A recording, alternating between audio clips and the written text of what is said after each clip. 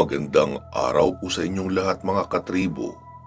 Heto na po ang pagpapatuloy ng kwento natin na tungkol sa karanasan ni Kaemo. Ipagpatuloy na natin ang kwento.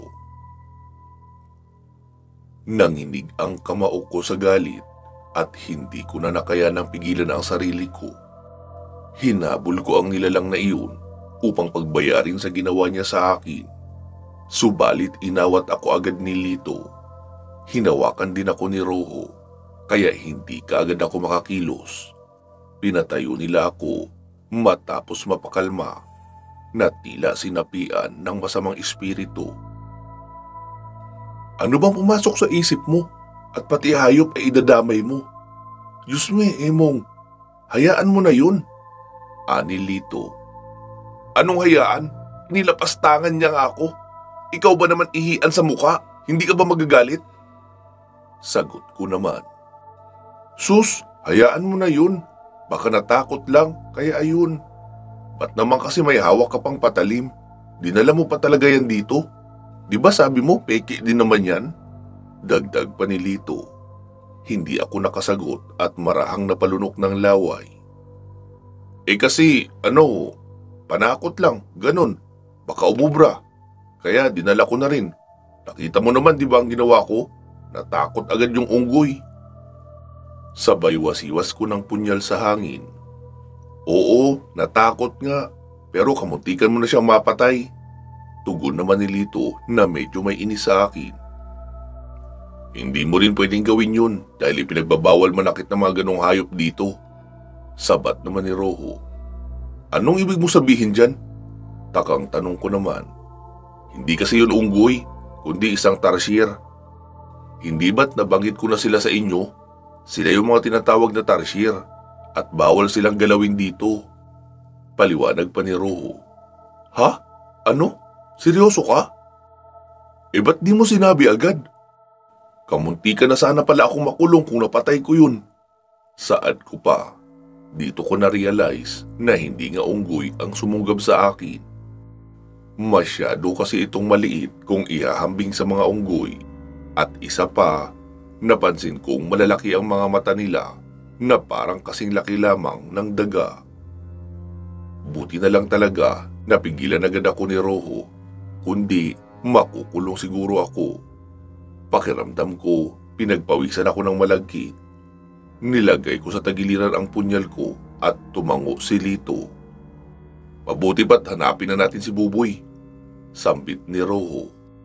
Kaya't kumilos na kami para muling halughugin ang lugar na iyon. Hinanap ulit namin si Buboy sa lugar kung saan namin ito huling nakita. Pumalibot kami sa puno habang sinisigaw ang pangalan niya. Subalit walang Buboy na tumutugon. Sumenyas ako sa dalawa na tumigil muna sa kakasigaw dahil wala ring nangyayari.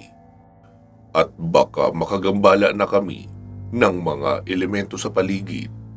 Ang ginawa ko ay lumapit na lang sa mga puno at hinawakan sila isa-isa para alamin kung hinigop ba nila si Buboy. Binasahan ko ito ng orasyon gamit ang aking isip, ngunit wala rin akong napala sa huli. Ano nang gagawin natin? Malalagot ako sa mga magulang ko kapag nalaman nilang pinabayaan ko kayo. Kasalanan ko ito. Paninisi pa ni Roho sa sarili na tila nawala na kami ng pag-asang makita pang muli si Buboy. Relax ka lang dyan, Roho. Pinapangako ko, mahahanap ko siya. Hahanapin ko siya at ibabalik siya dito. Wika ko naman. Ano kaya kung sabihin natin kina Mang Oscar ang nangyari? Baka sakaling mapadali ang paghahanap natin sa kanya kung malalaman nila. Mungkahi ni Lito. Tama rin ang naisip mo. Pero maghanap pa tayo kahit isang oras lang. Baka matagpuan pa natin siya. Saad ko naman. Tumango ang dalawa nang sumang-ayon sila sa naisip ko. At pinagpatuloy naming muli ang paghahanap kay Buboy.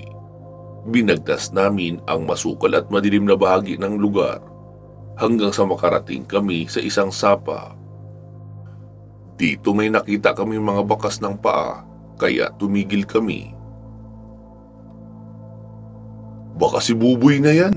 Nauhaw siguro, kaya uminom rito. Malamang andito pa siya at hindi pa nakakalayo. Tara, sundan natin. Wika ni Lito. Lumiwanag ang mga mukha ng dalawa na animoy nagkaroon ng pag-asa matapos makita ang naiwang marka ni Buboy sa lupa. Tumawid ang mga baka sa batis tapos tumungo sa matarik na bahagi ng bundok at pagkatapos ng ilang hakbang ay nawala ito muli. Tanging mga basang talampakan na lamang nito ang makikitang naiwan sa lupa. Pero bukod rito, may iba pa akong napapansin. May gumulo sa bakas. Teka, sandali. Pigil ko sa dalawa na nakalusong na sa tubig. Napahito sila at nagtatakang napalingon sa akin. Lumuhod ako sa lupa at tinignang maigi ang mga bakas. Siniyasat ko ang mga maliliit na bahagi nito. Pinisil ko ang lupa at dito ako nagsimulang maghinala. Lumapit si Roho. Ano tinitignan mo, Emong? Tanong nito sa akin. Tignan mo mabuti ang isang ito kung ikukumpara sa paa ni Buboy. Maliban doon, lubaring matigas, kaya imposibleng siya lamang ang nanggaling dito. Maaaring may mga taong dumating dito at sinundan siya o kaya hinabol. Mahabang paliwanag ko kay Roho na binasi ko lamang sa mga palatandaang ipinapakita sa akin ng mga bakas. Bukod sa mga marka ng tsinelas ni Buboy, ay nakahalo din ang mga yapak ng mga paa ng ibang tao. Hindi kaagad nakasagot si Roho, tulala ito sa mga sinabi ko. Sa palagay ko, tila may sumagi bigla sa isip nito. May problema ba, Roho? Tanong ko kaagad sa kanya. Ha? Ano? Teka, pasensya na.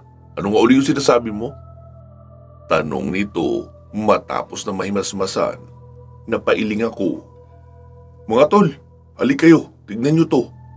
Tinawag kami ni Lito habang nakaupong itinuturo ang isang bagay sa halamanan malapit sa gilid ng daan. Lumapit naman kami ni Roho at nang makalapit ay bumungad ang isang piraso ng tela na sumabit sa tangkay ng halaman. Biglang nanlaki ang mga mata namin ni Roho nang makilala kung kanino ito. Hindi ba't kakulayan ng damit ni Buboy? Tignan mo ang marka. Hindi ako maaaring magkamali. Parehong-pareho ang print sa suot niya. Saad pa ni Roho. Kinuha ko ang tela at sinuri itong mabuti. Totoo ngang kay Buboy ito. Pero katakataka kung bakit dito siya sa bahagi dumaan. Gayong pwede naman siya umakyat papunta sa itaas. Sumagi bigla sa isip ko ang mga bakas. Sinulyapan ko ang direksyon nito na pwede pang puntahan ni Buboy. At lumabas na iisa lang ang maaari niyang dinaanan.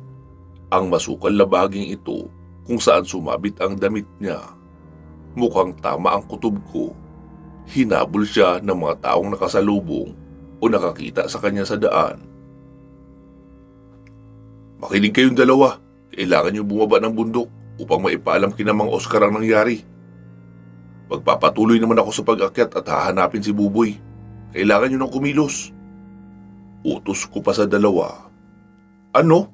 Nasisiraan ka na ba? Hahanapin mo lang siya mag-isa? Paano kung habulin ka ng mababangis na hayop dito? Lagot ako sa nanay mo. Hindi sumasang-ayon si Lito. Makinig ka na lang kasi. Medyo napalakas ang tono ko, kaya tumaas din ang boses ni Lito na bahagyang naguluhan sa nangyari. Nagpalipat-lipat ang mga tingin nito sa amin ni Roho. Nanatili pang tahimik si Roho. Ano? Sabihin niyo sa akin, ano bang nangyayari ha? May dumukot ba kay Buboy? Ani Lito sa pag-aakalang kinuha na ng mga rebelde o armadong kalalakihan si Buboy. Sa palagay ko, mas malala pa sa mga ganun ang gustong kumuha sa kanya. Sambit ko na ikinataka naman ni Lito. Anong ibig mong sabihin? Roho, ano ito? Pwede ba magsalita ka naman dyan? Galit na talaga si Lito. Pwede ba? Kumalma ka muna dyan, Lito. Awat ko pa. At papaano naman ako kakalma? Nasa kanya yung nail cutter ko. Kay nanay pa naman yun. Pabalang na sagot ni Lito na ikinainis ko naman.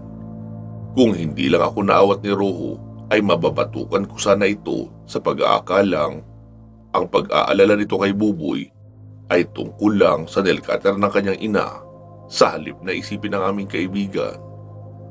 Malakas ang kutubgong ang mga sinaunang katutubo ang mga dumating dito. Marahil namata nila si Buboy na pumasok sa teritoryo nila, kaya hinabol nila agad ito. Ang ilog na ito ang siyang nagsisilbing boundary sa lugar. Kaya isang mapangahas na aksyon ang ginawa ni Buboy. Hindi rin malabong napadaan lang ang mga ito at saktong nakita nila si Buboy. Kaya nakursunadahan. Sana mahanap natin siya agad bago pa siya makuha ng mga katutubong iyon, dahil magiging masama ang susunod na mangyayari kapag nahuli nila siya. Wika pa ni Roho matapos pagtagpi-tagpiin ang mga pangyayari o senaryong lumalabas sa kanyang kalkulasyon. Ganito rin ang naglalaro sa isipan ko at konklusyon sa una pa lang, pero sa kaso ni Buboy, malamang natakot ito nang makita ang mga katutubo at una siyang tumakbo, kaya hinabol siya agad ng mga ito. Sa ugali pa lang nitong duwag ay kahit tutang na padaan lang, tiyak kakaripas na siya ng takbo. Sino ba ang mga sinasabi mong katutubo, ha? Tanong pa ni Lito. Ang mga pintados. Maikling tugon naman ni Roho. Sila pala. Nanlaki ang mga mata ni Lito dahil alam niya ang kwento ng mga ito at kung gaano sila kabrutal. Pero bakit hindi nabanggit ng uncle mo ito, Roho? Taka ni Lito. Dahil akala niya siguro hindi na kayang bumaba pa ng mga katutubo rito. Masyado siyang nagtiwala kaya ito ang nangyari. Maiksing paliwanag ni Roho kay Lito. Okay, ganito ang gagawin natin. Makinig kayo dahil hindi ko na uulitin ito. Gaya ng sabi ko kanina, bumaba na kayong dalawa sa bayan at puntahan si Mang Oscar. Ipaalam niyo sa kanya ang nangyari para makahanap siya ng makakatulong sa atin. Malinaw ba? Wika ko. Pero ano naman gagawin mo? Tanong naman ni Lito. Hahanapin ko muna siya mag-isa. Diretso kong tugon. Ano? Nahihibang ka na ba? Napakadelikado ng lugar na ito. Tapos maghahanap ka na mag-isa ka lang? Pwes, hindi ako papayag. Sasama ako sa'yo. Tutol naman agad ni Lito. Basta, sumunod na lang kasi kayo. Wala na tayong oras. Kaya ko na ang sarili ko. Alalahanin mo kung anong meron ako. Nalimutan mo na ba? Sagot ko kay Lito kaya natigilan ito. Okay sige, ikaw ang bahala. Mag-iingat ka ha. Tiyakin mo mahahanap mo siya. Dahil kung hindi, mapapagalitan ako ni nanay pag di ko dala ang nail cutter na yun. Ani Lito. Oo na, ang laki ng problema mo nail cutter pa talaga. Huwag kang mag-alala, isasaksak ko yun sa baga mo pag nakuha ko na. Sagot ko naman sa apuradong si Lito. Mong, ano ba? Seryoso ako. Litaniya pa ni Lito. Oo na nga sabi, sige na kumilos na kayo. Roho, paano? Ikaw na ang bahala sa iba ha. Mag-iingat kayo sa pagbaba at huwag kayo maghihiwalay. Bilin ko kay Roho. Sige, mag-iingat ka rin. Bibilisan namin ang pagbaba para makahingi kami agad ng tulong kay Uncle. Sabay tumalikod na si Roho at hinila niya na sa kamay si Lito, pababa. Hinatid ko sila ng tanaw habang sila'y bumababa. Huwag kang matakot, Mong. Ako ang bahala. Gagabayan ko sila hanggang sa makababa sila ng ligtas. Natuwa ako nang marinig ang boses ni Amaya. Akala ko abala pa ito. Bakit ngayon ka lang? Masungit kong tanong. Dahil hindi kami nakakilos mula sa harang ng nilagay ng taong yun. Nakapasok kayong 4 sa bakod niya, kaya nakulong din kaming pareho. Paliwanag naman ni Agum. Oh, Agum, ikaw pala. Akala ko naman tinatamad ka na naman magpakita. Pero teka, sino pala yung taong tinutukoy mo ha? Si Nardo ba? Si Nardo agad ang pumasok sa isip ko dahil siya lang naman ang kilala kong marunong sa paggamit ng itim na mahika at mga ipinagbabawal na orasyon. Siya lang din ang hinala kong nagmamatyag sa amin simula pa noong dumating kami rito kahapon. Gayunpaman, Di ko kaagad inasahan ang sagot ni Agum at nabigla ako. Mali ka, hindi siya. Alalahanin mong mabuti sapagkat una mo siyang naengkwentro bago pa ang wakwak na yun. Alalahanin mong mabuti sa panaginip mo. Saad ni Agum. Panaginip? Teka, ibig mong sabihin sa loob ng panaginip ko nakita ang taong iyon? Sino siya at anong koneksyon niya sa mga katutubong ito? Sunod-sunod na tanong ko. Basta alalahanin mo. Nainis ako sa sagot ni Agum pero imbis na makipagtalo sa kanya ay sinunod ko na lamang ito. Umupo ako at nag-focus sa pagme-meditate. Gamit ang isipan ay binalikan ko ang mga pangyayari sa mga nakalipas at nakaraang panaginip ko. Inisa-isa ko itong balikan na animoy nagbubuklat lang ng pahina sa libro. Subalit hindi talaga pumapasok sa isipan ko ang mga katutubong ito. Nananakit na ang ulo ko sa kakapitik ng sentido ko pero wala pa rin nangyayari at tanging malabo lang ang imahe na nakikita ko. Ngunit ang mga taong ito ay may mga hawak na pana at kawayan na lahat ay nakabahag. Ano, naaalala mo na? Tanong ni Agum pagdilat ko. Hindi pa rin eh. Masyadong malabo ang mga mukha nila kaya nahihirapan akong matukoy sila. Paliwanag ko pa. Ayos lang yan. Huwag mo na masyadong alalahanin yun. Baka mamaya lang pumasok rin sila sa isip mo. Baka nabura lang dahil sa sugat na natamo mo sa pagharap sa kanila. Nagulat ako sa pahayag ni Agum. Kung ganun, nakayanan ko palang sikmurain na makipaglaban sa mga katutubong ito. Hindi ko maalala ang nangyari pero tingin ko astig siguro ang mga nagawa ko sa panaginip. Sandali lang, nasaan na pala si Amaya? Diba narinig ko lang siya ngayon lang din? Sabihin mo, nasaan siya Agum? Usisa ko pa. Umalis na siya kanina pa, kaya kumilos ka na rin at marami ng oras ang nasasayang mo. Sambit ni Agum. Ay, oo nga pala, pasensya na. Sige, ituro mo sa akin ang kinaroroonan ni Buboy. Maotoridad na utos ko pa. Pambihira, alam mong hindi ako magaling dyan. Kaya antayin mo na lang na makabalik si Amaya para malaman mo. O tatayo ka lang dyan at aantayin ang pagdating ng Pasko. Masungit na sagot ni Agum. Hindi na ako sumagot at nagpatuloy na lang uli sa paghahanap sa mga bakas na naiwan sa paligid. Binagtas ko kung saan siya dumaan at nataluntun ko ang 100 matari na tila papaakyat sa kabilang bahagi ng kabundukan. Habang naglalakad ay hindi ko maiwasang mapahinto sa ingay na naririnig ko sa paligid. Masyadong kakaiba ang mga huni ng ibon at ang ilang tunog ng hayop na bago pa lang sa pandinig ko. Sinubukan kong bilisan ang paglalakad sa takot na baka kung anong mababagis na hayop na pala ang nagmamasid sa akin sa mga sulok. Agum, alam mo ba kung anong klaseng hayop ang mga yan? Uy, ano ba Agum? Sumagot ka naman. Bulong kong muli, ngunit wala ako nakuhang tugon kay Agum. Nanatili itong tahimik sa kabila ng pagdami ng mga ingay na aking naririnig. Kinutuban na ako na baka kagaya lang ito ng sigbin nung una ko silang makaengkwentro sa bundok ng Kanlaon.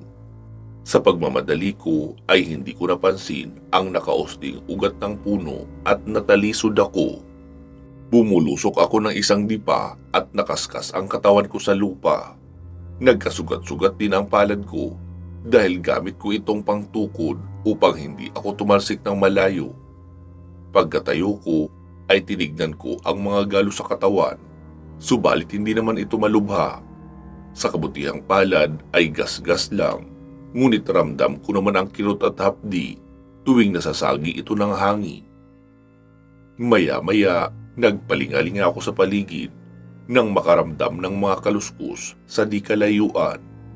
Sinipat-sipat ko ng tingin ang halamanan at natuon ang pansin ko sa isang sulok dahil may kung anong malaking hayop ang tila nagtatago sa likod nito.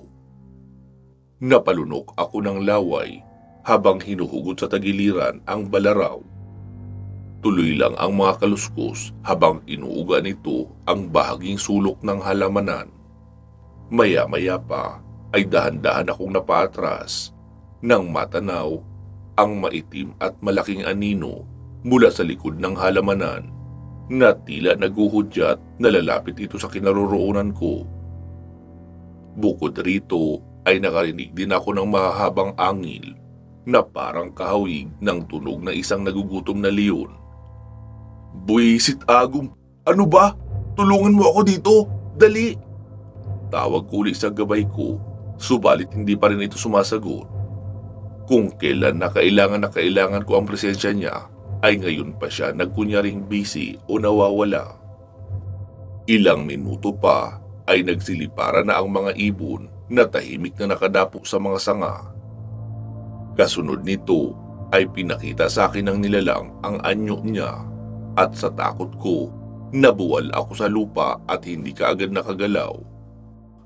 Nanlilisik ang mapupulang mata ng hayop habang tumutulo sa gilid ng mga pangil nito ang malagkit niyang laway. Nabitawan ko agad ang punyal nang magsimulang umungulang malakas ang malaking hayop. Lagpas yata sa isang tao ang laki nito at napakaitim ng kulay nito. Para itong malaking pusa sa itsura niya, pero maihahambing ko siya sa ocelot o kaya sa isang jaguar. Ang bigote nito sa ilong ay napakahaba at bumabaon ng husto sa lupa ang kanyang mga kuko sa paa at kamay. Habang mabagal na humahakbang papalapit sa akin, halos himatayin na ako sa takot na makalapit ito. Lalo na nang titigan niya ako sa mata. Hindi ako makakilos na parang nanigas ang buo kong katawan ng ilang minutong pagkakapako sa lupa na aking kinauupuan. Umungol ng malakas ang hayop sa harap ko, kaya napatakip ako ng tenga. Amoy na amoy ko ang mainit na hininga niya, na animoy punong-puno ng iba't ibang klaseng karne sa loob ng kanyang butsi. Nagsilutangan ang mga buhok ko na parang iniihip ng isang malakas na hangin. Makalipas ang 10 segundo ay saka palang humupa ang ungol nito. Kasunod ay tinalikuran niya ako, pagkatapos ay bumalik muli sa kung saan ito lumabas at nawala na sa paningin ko. Nagtaka ako sa inasal nito. Akala ko ay kakainin niya na ako pero iba ang nangyari. Basta na lang itong umalis matapos maiparinig ang malakas niyang ungol sa akin. Pero may kakaiba akong napansin sa kanya habang ito'y nakatingin sa akin kanina. Bagamat nalilisik ang mga mata at nakakatakot, ay may kung anong lungkot naman ang nakatago dito. Hindi ko maintindihan pero parang nakita ko na ang ganitong klaseng tingin. Ang pamilyar na itsura niya ay tumatak sa aking isipan.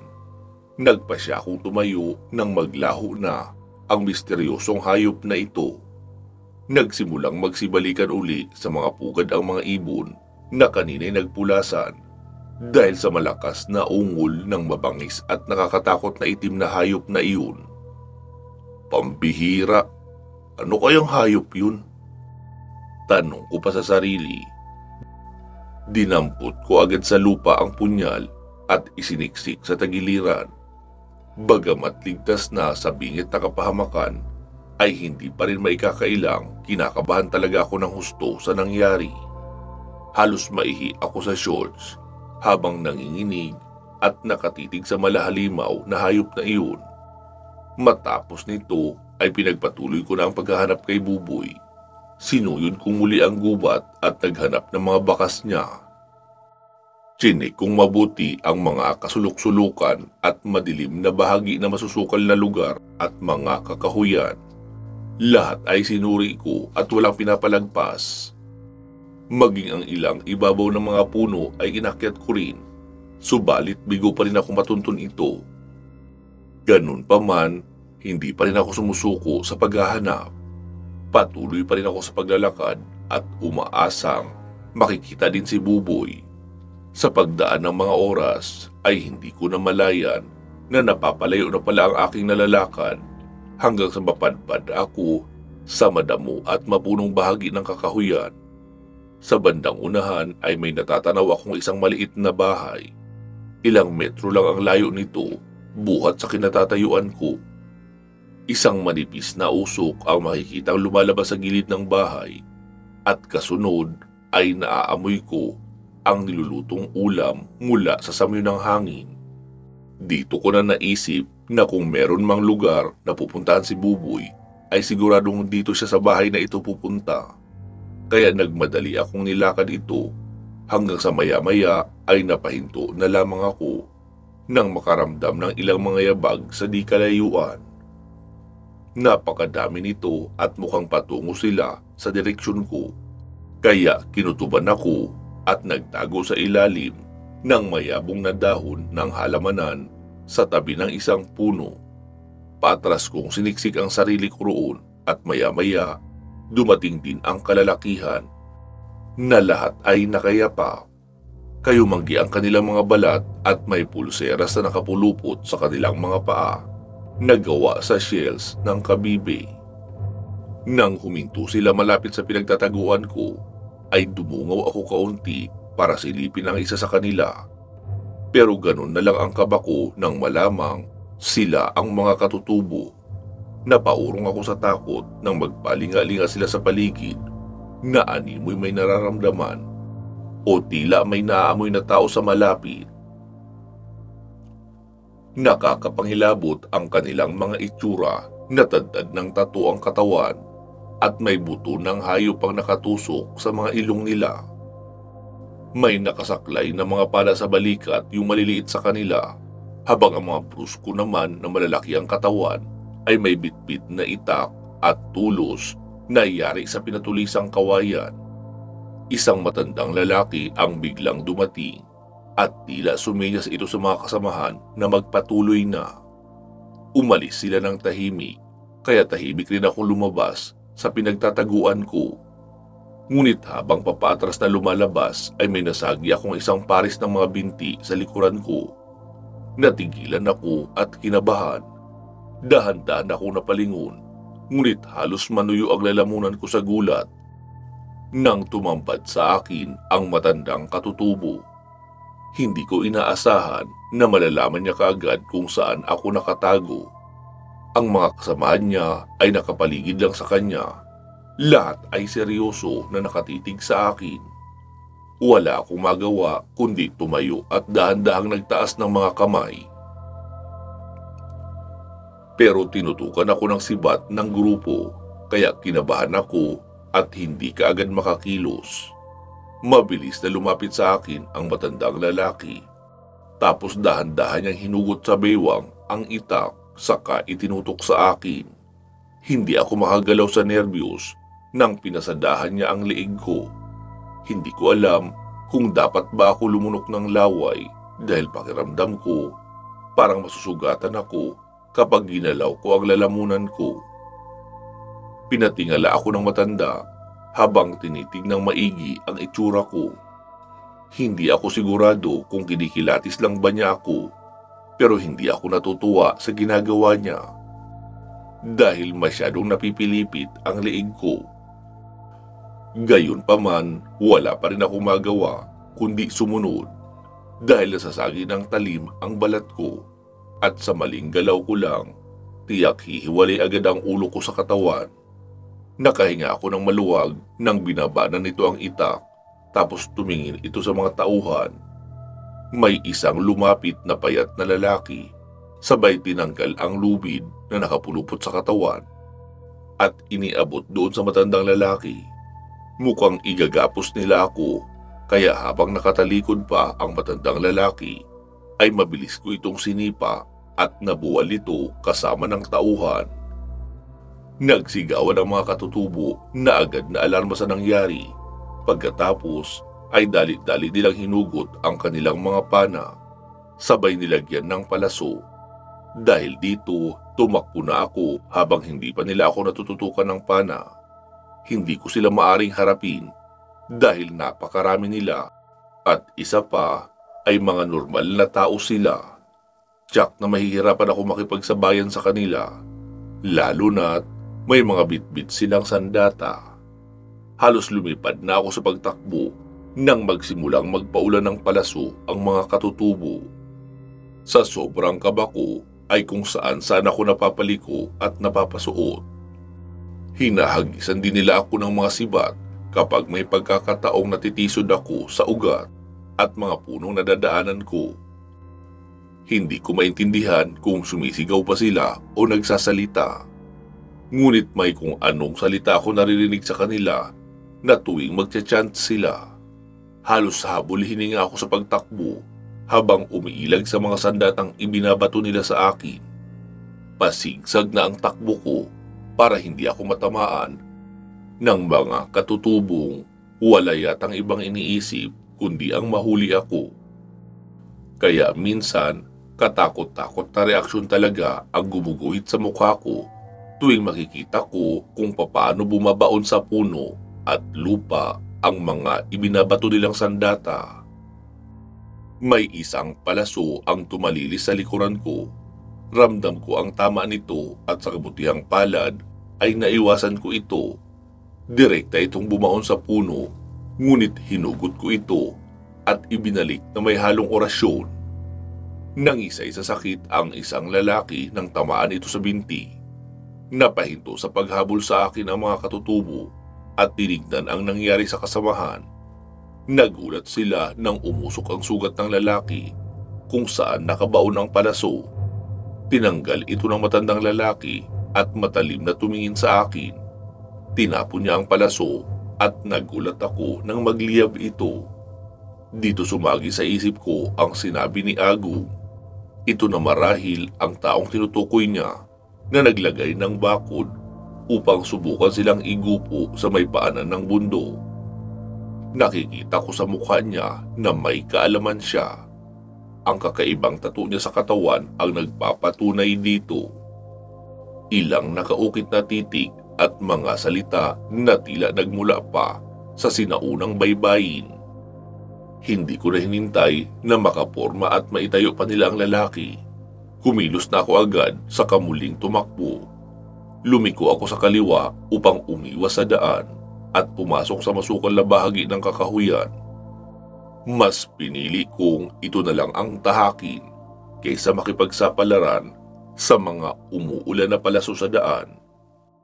Walang takot kong pinasok ang kasulok-sulukan nito habang hinahawi ang matataas na damong nakaharang sa dinadaanan ko. Narinig ko uli ang boses ng mga katutubo. Mukhang natuntunan nila kaagad kung saan ako dumaan at nararamdaman kong malapit na sila sa akin. Dahil sa ayaw kong magpahuli ng buhay ay mas binilisan ko pa ang pagtakbo.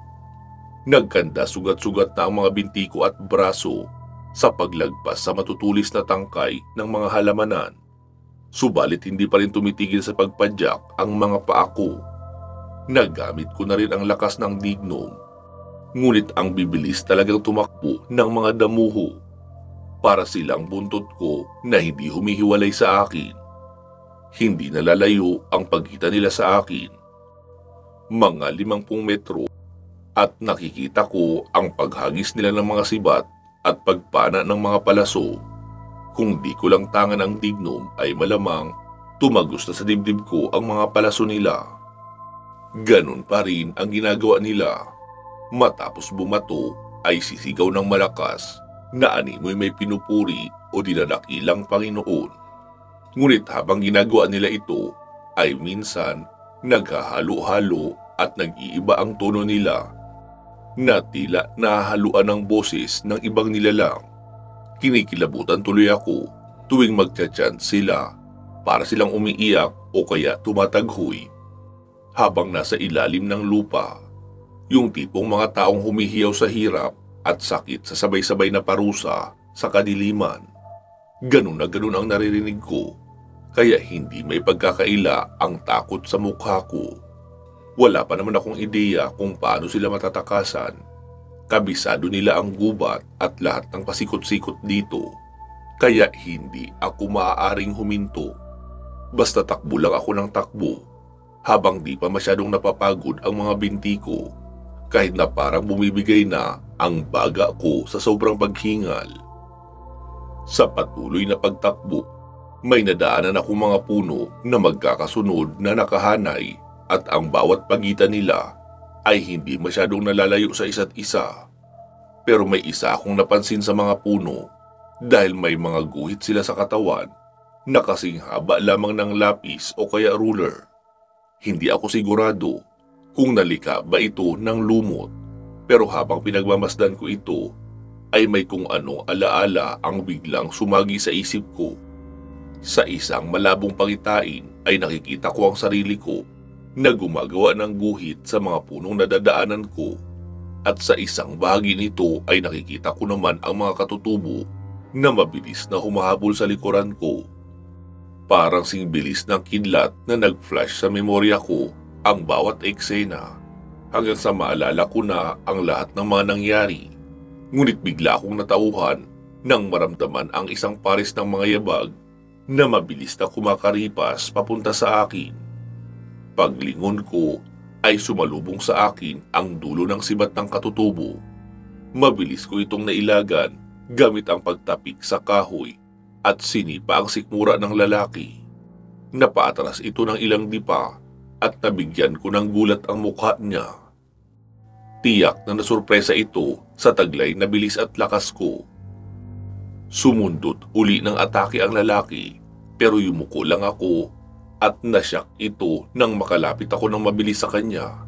Iilag pa sana siya pero wala na siyang magagawa kundi tanggapin ang maliit kong kamao na kumain ng husto sa dibdib niya. Sinamahan ko iyon ng orasyon kaya solidong atake ang matitikman ng katutubo.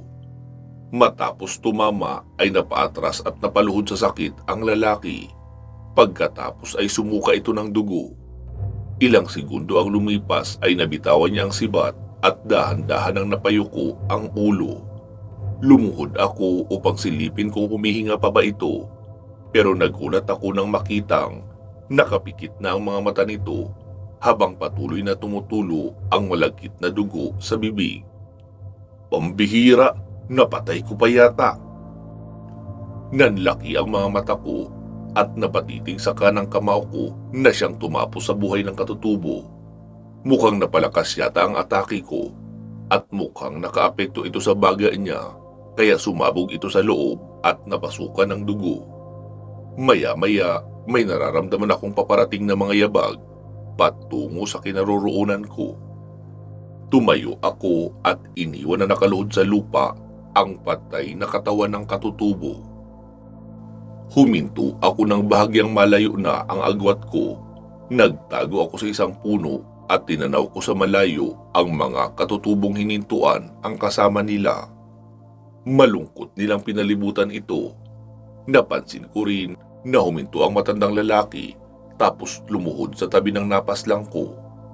Walang ano-ano'y nagulat ako nang bigla na lang itong umiyak tapos winasiwas sa hangin ang itak niya. Makikita ang galit nito sa mga wasiwas niya hanggang sa tuluyang mapahagulgol ng malakas. Wala akong ideya sa nangyayari, pero sa tingin ko, hindi malayong kamag-anak ng matanda ang napatay or malamang kapatid niya o kaya anak. Mabilis na nanginig ang katawan ko nang maisip ang bagay na iyon. Pihadong hahanapin ako nito saan man ako magpunta at hindi ako titigilan hanggat hindi na ipaghihiganti ang pamilya niya. Halos mamatay ako sa sindak nang tumingin ito bigla sa kinaroroonan ko. Alam niya pala kung nasaan ako. Nanindig ang mga balahibo ko nang titigan niya ako ng masama. Namumula ang mga mata nito dahil sa pag-iyak at tagos sa mamasa-masa niyang mga mata ang galit sa kanyang puso. Maya-maya ay tumayo ito tapos itinutok niya ang itak sa kinaroroonan ko. Napatingin tuloy sa akin ang lahat ng mga katutubo na mababakas din ang galit sa mga mukha nila. Dahil dito, kumaripas ako agad ng takbo at nagpasikot-sikot muli sa loob ng kakahuyan. Naririnig ko ang mga sigawan sa likuran pero hindi ko ito pinansin at nagpatuloy lang ako sa pagtakbo. Tila maaabutan na naman nila ako dahil mas lalong bumilis ang mga takbo nila. Sinapawan ko ang bilis nila sa pamamagitan ng dignum, kaya medyo napalayo ang agwat ko sa kanila. Maliban sa matanda na tila yata pinuno ng grupo, dahil mga ilang metro na lang ang agwat niya sa akin. Gayunpaman, hindi rin ako nagpadala sa takot at tuloy lang ako sa pagtakbo, kahit animoy nasa likuran ko na ang matanda. Kakalmahan ko lang ang sarili ko para hindi ako maratel sa nangyayari. Sumusunod pa rin sa akin ang matanda, kaya naging matinding habulan ang nangyayari sa amin. Wala na itong kapaguran na tila punong-puno ng istamina ang katawan. Habang tumatakbo ay nag-isip ako ng plano. Nag-isip ako ng isang paraan kung paano ko magagawang iligaw ang matandang ito sa kanyang mga kasamahan para hamunin ito sa isang duelo. Sumilip ako sa likuran at napansin ko na medyo nakakalayo na kami sa mga tauhan niya. Unti-unti na lumulubog ang araw sa kanluran, kaya nag-aagaw na rin ang liwanag at dilim sa buong paligid. Maya-maya ay napansin kong lumihis bigla ng daan ng matanda, kaya nasa bandang kanan ko na ito ngayon, habang ang mga tauhan naman nito ay nahuhuli pa rin sa likuran. Mukhang may pinaplano din siya na paraan na tingin niya sa akin, pero alam kong hindi ito maganda, kaya tinuon ko ang sarili ko sa daan habang pinapakiramdaman ang gagawin niya. Ilang minuto pa ang nakalilipas ay narating namin ang dulo ng kakahuyan. Nang bumungad sa akin ang unahan nito, napahinto ako ng isang malalim na bangin ang tatagusan ko. Siguradong magkalasog-lasog ang mga buto ko kapag nahulog ako rito. Napakataas pa naman ito, na kulang-kulang 100 metro yata. Pagkahinto ko ay tumigil din ang matanda. Pagkatapos ay gumuhit ang ngiti nito sa tuyong labi habang lumalapit sa akin. Hinugot niya ang itak sa tagiliran at iwinasiwas ito sa hangin, na tila ipinapahiwatig na dito na magtatapos ang buhay ko. Napalunok ako ng laway at bahagyang napaurong. Subalit kamuntikan na akong mahulog nang ma-slide ang paa ko sa bato. Mabuti na lang ay nagawa kong balansin ang katawan, kaya hindi ako dumiretso pababa. Nahulog ang ilang tipak ng lupa at buhangin mula sa nasagi kong bato. Mong, mag-iingat ka sa isang yan. Hindi siya pangkaraniwang tao. Nararamdaman ko ang kapangyarihan ng dilaw na kidlat sa kanya. Wika pa ni Agum na ikinataka ko naman. Ano? Dilaw na kidlat? Ibig mong sabihin, may taglay siyang kidlat sa katawan? Seryoso kong tanong. Hindi ganon, hangal. Makinig ka. Kailangan mong iwasan ang mga daliri niya. Gamit ang pagtusok sa masiselang sulok ng katawan mo at hihindo ang pagdaloy ng hangin at dugo sa iyong katawan. Kasunod nito ay titigil ka na sa paghinga. Maninigas ang buong katawan mo ng ilang minuto at agad yan ang sasamantalahin para tapusin ka. Babala pa ni Agu. Nanlaki ang mga mata ko. Kung ganun, paano ko makukontra ang anting-anting niya? Anong dapat kong gawin? Kabado ko pang tanong. Kailangan mo siyang sabayan, tugon pa ni Agu. Ano? Di ba kailangan ko nga mag-ingat sa mga daliri niya? Tapos gusto mo makipagsabayan ako? Ang gulo mo talaga, Agum, no? Kahit kailan? Inis na sabi ko pa.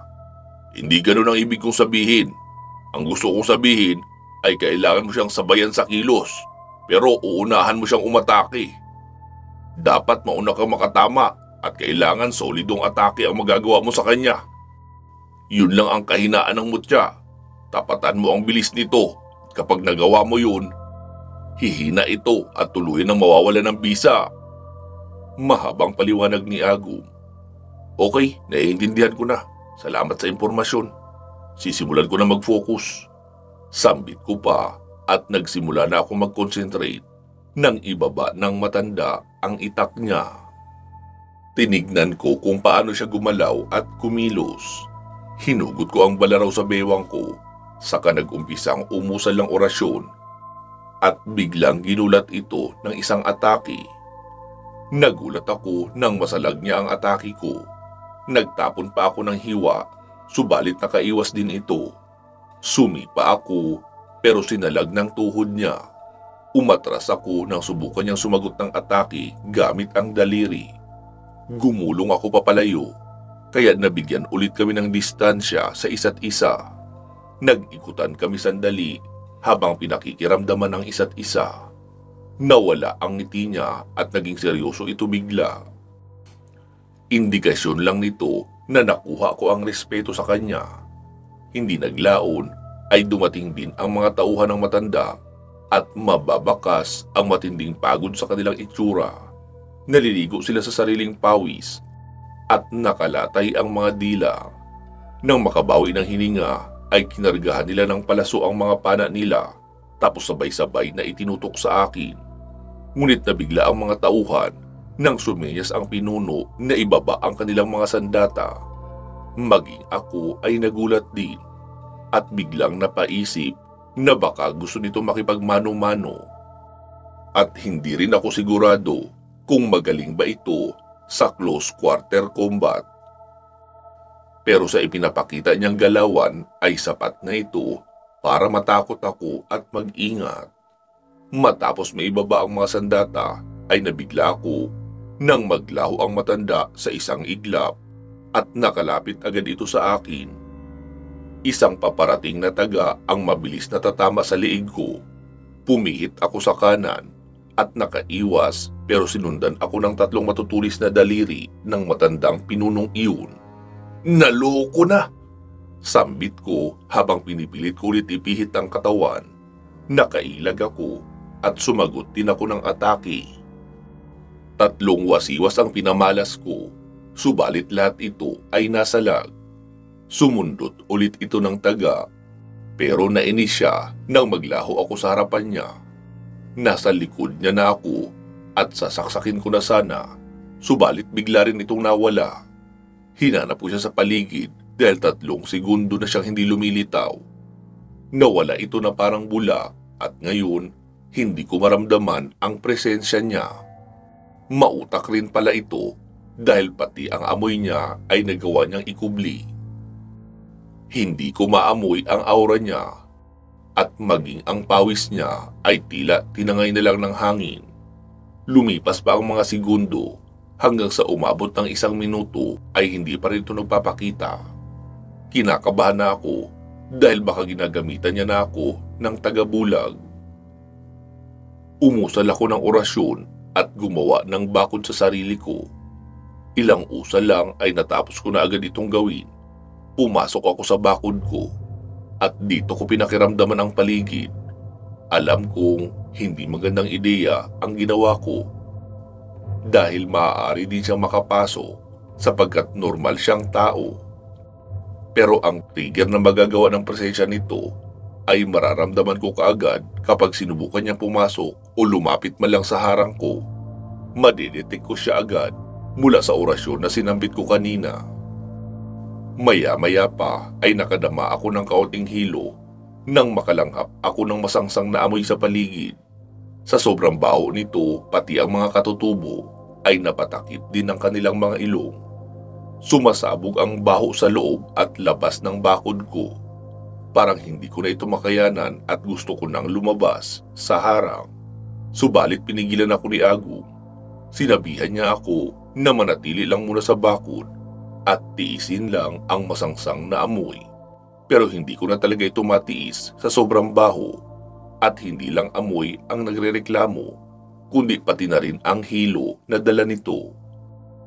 Unti-unting umikot ang paningin ko habang nalalanghap ang mabahong amoy na tila nabubulok na laman ng aso. Ewan ko kung anong pasabog ang ginawa ng matandang ito, pero sa oras na lumitaw siya, malalagot talaga siya sa akin. Habang nagpapalingalinga sa buong paligid, ay hindi ko na malayan na may isang blurred na imahe na pala ang biglang lumitaw sa likod ko. Naramdaman kong ngumiti ang mga katutubong nasa paligid ko. Kasunod nito ay may kakaiba akong nararamdaman sa malapit at kasabay nito ay sumigaw na rin si Agum sa isipan ko. Sa loob lamang ng segundo ay nakausal na ako. Umikot ako at sumalubong sa akin ang taga ng pinuno. Pa-slide yung taga niya kaya lumiyad ako at umihip sa palad ng nakatihaya. Sa bilis ng pangyayari ay tinamaan ang matandang katutubo sa kanang balikat at nabitawan nito ang itak. Nabigla ito nang mag-usok ang balikat niya. Saglit lang ito pero nag-iwan iyon ng kakaibang impresyon sa mukha ng matanda. Tumalim ang tingin niya sa akin nang malaglag sa lupa ang kanyang itak. Pupulutin niya sana ito gamit ang kaliwang kamay, kaso inasintak kumuli siya ng tigalpo. Napahiyaw ito sa sakit ng tamaan at mag-usok ang kanyang kamay. Bigla itong napaatras na animoy na paso ng mainit na tubig. Salamat, Agum. Uwi ka ako pa sa isip. Kung hindi lang ako sinigawan ni Agum, malamang napugutan na ako ng ulo. Nang makarecover ang matanda, ay umatras muna ako at lumayo sa bakod. Hindi na ako pwedeng manatili roon dahil nakalusot na siya sa harang ko, kaya maaari siyang makapasok dito. Hindi ko alam kung anong pangontraba ang gamit niya upang mapawalang bisa ito, pero at least nalaman ko kaagad ang kahinaan niya. Kahit papaano, umiepekto din pala sa kanya ang tigalpo. Napabagal nito ng kaunti ang kilos niya at nagpaudlot sa kanyang mga atake. Kahit hindi man pang malakas ang epekto sa kanya, at least magandang pagkakataon iyon para makaisip uli ako ng panibagong plano. Subalit napansin kong kumilos bigla ang mga katutubo. Binabasa nila ang laman ng isip ko at mukhang naiisip na tatakas na ako, kaya pinalibutan nila kaagad ang daraanan ko. Pumunta ako sa gilid ng bangin at sinilip ang ibaba. Nalula ako nang subukan kong tumingin-tingin sa ibaba, kaya nilayo ko kaunti ang sarili ko. Bagamat lumiliwanag ang buwan, wala pa rin ako makita. Napakadilim ng bangin at masyadong maulap ito sa ilalim, kaya wala akong maaninag na bagay doon.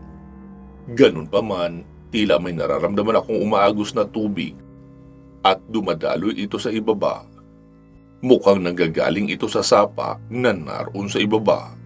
Kung tatalon ako sa ibaba nito, malamang makakasurvive ako, pero isinaalang-alang ko din ang mararamdamang lamig at mga batong babagsakan ko kapag ginawa ko iyon. Bumalik ang tingin ko sa mga katutubo. Napansin kong hawak na ng matanda ang itak niya. Nakasalukuyan ring inuusalan ng orasyon. Mukhang may pinaplano rin ito. Naghanda na ako sa kahinawakang maigi ang balaraw upang salubungin ito. Subalit hindi pa man ako naka-fully ready, ay sumugod na agad ang matandang katutubo. Animoy sumabog ang lupa sa kinakatayuan niya nang maglaho ito at nakalapit agad sa akin. Napansin kong biglang gumalaw ang kamay niya, kaya umusal ako ng orasyon para bumilis ang pag-iwas ko. Parang tumigil ang oras nang iwas-iwas nito ang itak sa katawan ko. Tumalon ako para lumayo sa kanya. Habang nakalutang sa hangin ay umihip ako sa palad at binigyan ng mabilis na asinta ang matandang pinuno. Nagulat ako nang pinagtatabig lamang ng kamay niya ang mga ibinato kong tigalpo. Sinundan ako at parang isang toro kung banggain ang nakalutang kong katawan. Nakadama ako ng sakit sa katawan bago ako tumilapon ng ilang metro. 3 katutubo ang biglang lumapit sa akin habang nakahandusay pa ako. Sunod ay pinalibutan ako at kung saan-saan ako natamaan ng mga suntok at sipa. Pero kataka-takang hindi man lang ako nasasaktan ng mga ito. Walang awa nila ako binubugbog, ngunit wala naman ako maramdamang sakit. Napansin kong umiilaw ang ilalim ng damit ko. Sinilip ko ito at nakitang nagliliwanag ng kulay asul ang isang mata ng dignum. Di ko maintindihan ang nangyayari, pero walang ano-ano'y bigla na lang tumalim ang tingin ko at kusang kumilos ang katawan ko. Sabay tinisod ang 3 nakapalibot sa akin. Kasabay ng pagbagsak ng mga ito ay tumayo ang katawan ko. na parang kusang may nagtayo sa akin. Dama ko ang pagbigat ng dignom, pero nagdulot ito ng paggaan ng pakiramdam ko. Hindi ko maintindihan ang pakiramdam na ito, pero parang may sumapi sa akin na kung ano. Naguguluhan na ako sa nangyayari. Tinawag kong muli si Agum, subalit hindi na ito sumasagot. Sinipat ko ang pinuno at nagtataka ito. Nanlaki ang mga mata nito nang makalapit ako. Sinuntok ko ito sa baba at napaangat sa ere ang katawan nito, tapos bumagsak ito sa lupa ng nakatihaya. Unang bumangga ang ulo nito. Binuhat ko ito at binalibag sa 3 nakahandusay na mga katutubo sa likuran ko. Hindi ko maintindihan ang lakas na dumadaloy sa akin. Tumayo ang matanda, subalit kumilos naman ng kusa ang katawan ko at nagbitaw ng malalakas na suntok. Pinansangga ng pinuno ang mga braso niya para dumipensa. Pero hindi niya napaghandaan ang mabilis at malakas na pagsundot ko ng sipa. Animoy na yuping lata ang katawan ng matandang katutubo nang tamaan ito sa bodega. Pero nagulat ito nang inipit nito ang binti ko gamit ang braso niya. Kasunod ay umarangkada ito ng mabibigat na suntok. Sinalaglang ito ng mga braso ko. Matapos dumipensa ay sumagot naman ako ng kusa at pinalipad ang isang right hook sa mukha. Pero nakayuko ang pinuno, saka lumusot sa ilalim ang 3 patusok na daliri nito. Mabilis kong nahuli ang kamay niya at sa malakas na piga ay nadurog ang mga buto sa daliri ng matanda. Napasigaw ito sa sakit at ang sumunod na nangyari ay kusang bumigwas ang katawan ko ng isang malakas na uppercut kung saan nabali agad ang liig ng pinuno at humandusay itong walang malay. May lumabas na dugo mula sa bunganga niya habang nakatirik ang mga mata. Napatunganga ang mga tauhan sa ginawa ko. Hindi sila nakareact at halos nahintakutan nang kusa na namang kumilos ang katawan ko at naglakad papunta sa kanila. Dumistansya sila sa takot at dahil dito ay malaya akong nakadaan. Nilingon ko ang matanda na wala pa ring malay. Sa tingin ko nga ay napatay ko yata ito. Hindi ito aabot ng 5 minuto sa lakas ng suntok na kanyang natamo. Nilapitan siya ng kanyang mga disipulo. Pagkatapos ay pinalibutan nila ito. Pansamantala muna natin puputulin dito itong ating kwento. Magsama-sama tayong muli sa part 51. Mga katribo, uulitin ko na naman ha, yung pakiusap ko po. Sana pakinggan nyo lahat ng kwentong ina-upload natin dito sa ating munting channel. At sa mga hindi pa nakakapakinig ng buong kwento ng Tres Pico, meron po itong playlist. Sana simulan nyo sa part 1 hanggang sa part 51. At gusto ko lang pong i-announce sa lahat na malapit na itong matapos. Baka more or less 10 parts na lang ay tapos na ang kwentong ito. Maraming salamat po ha sa lahat na nakapakinig nito mula part 1 hanggang sa dulo. Yun lang po, mag-iingat po kayo palagi at hanggang sa muli.